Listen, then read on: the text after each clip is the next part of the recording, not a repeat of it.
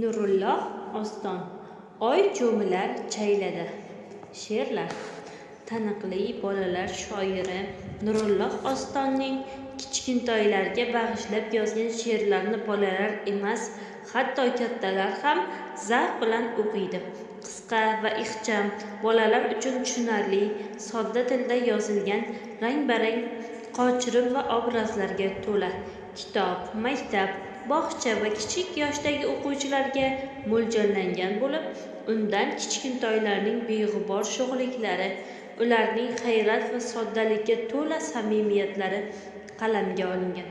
Mazkur she'riy to'plam ana shunday rang-barang mavzularni o'z ichiga olgan va o'quvchilarning dunyoqarashini, tasavvurini kengaytirishga xizmat qiladi. Shoirning ushbu to'plami bolalar olamini kashf etish yo'lidagi tadqiqotlarning davomin yana bir qadamidir.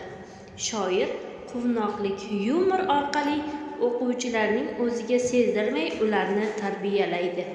Bu tarbiya bolalarning xatti-harakati, xarakteridagi kamchiliklarni yo'qotishga qaratilgan bo'libgina qolmay, ularning estetik didini oshirishga, tabiatga, atrof olamga chuqurroq qarab, uni anglab olishiga yordam beradi.